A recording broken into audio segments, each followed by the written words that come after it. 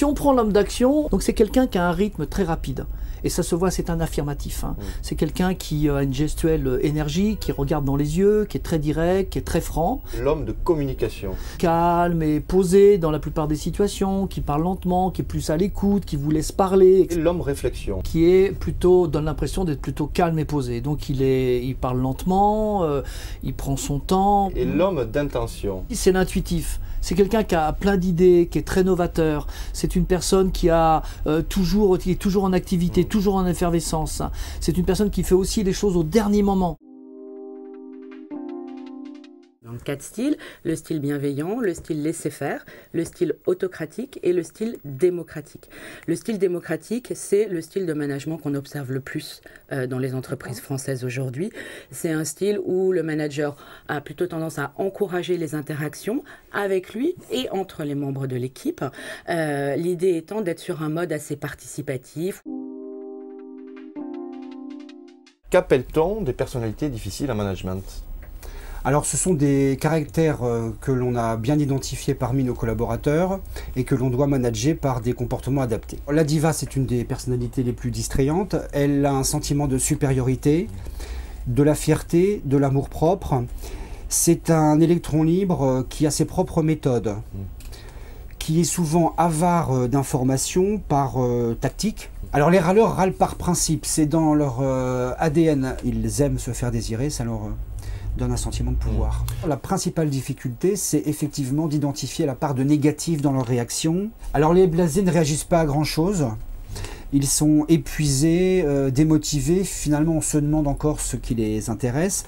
La priorité, c'est de sauvegarder les autres membres de l'équipe. Alors, le muet et la meute est quelqu'un qui s'exprime, mais moins que les autres. Il réfléchit beaucoup, il se pose souvent 36 000 questions sans trop les hiérarchiser.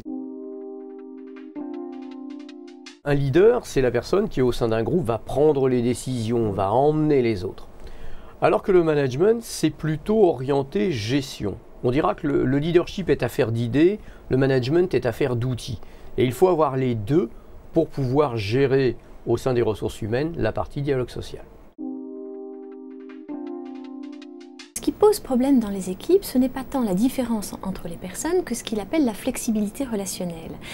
En fait, lorsque nous nous sentons menacés dans notre estime de nous-mêmes, et bien souvent c'est un processus qui est complètement inconscient, nous nous réfugions dans des comportements défensifs. Et ces comportements créent des tensions, des dysfonctionnements et privent tout simplement le groupe de profiter de tous les talents et de toutes les richesses de chacun. Et donc apprendre à mieux se connaître dans une équipe, cela permet en fait de prendre en compte les besoins de chacun et éviter ainsi ces réactions automatiques, impulsives. Et donc ça a des répercussions sur l'efficacité et le bien-être de chacun dans l'équipe. Qu'est-ce qui motive réellement une équipe? Alors d'abord, on va parler d'individus. Parce que dans une équipe, l'équipe est formée d'individus, donc ce qu'il faut motiver en premier, c'est l'individu. Ce n'est pas la rémunération ou une augmentation de la rémunération qui va augmenter la motivation de l'équipe et donc rendre l'équipe plus dévouée à l'entreprise ou à vous-même. Ce qui rend une équipe dévouée, d'après cette étude, c'est vraiment le fait de maîtriser le sujet. D'être son propre maître, d'être libre en fait dans un certain sens, de développer. De aussi maîtriser son sujet, de pouvoir augmenter sa propre maîtrise du sujet, donc apprendre plus par rapport à ce qu'on est en train de faire. Et la troisième chose, c'est se sentir utile. Le chef d'entreprise doit avoir ses batteries bien rechargées pour pouvoir utiliser, partager avec les autres. Comment s'y prend-il pour rendre son énergie contagieuse? Il faut vraiment intégrer ses équipiers dans les réflexions communes. C'est plus un chef d'entreprise qui dirige, qui a le pouvoir et qui donne tout. C'est vraiment un travail d'équipe, un objectif commun à aller développer. Les meilleures entreprises de ce palmarès ont une performance qui est 2 fois plus importante que celle du marché. La performance financière est très liée au vécu des salariés par rapport à la qualité de vie au travail.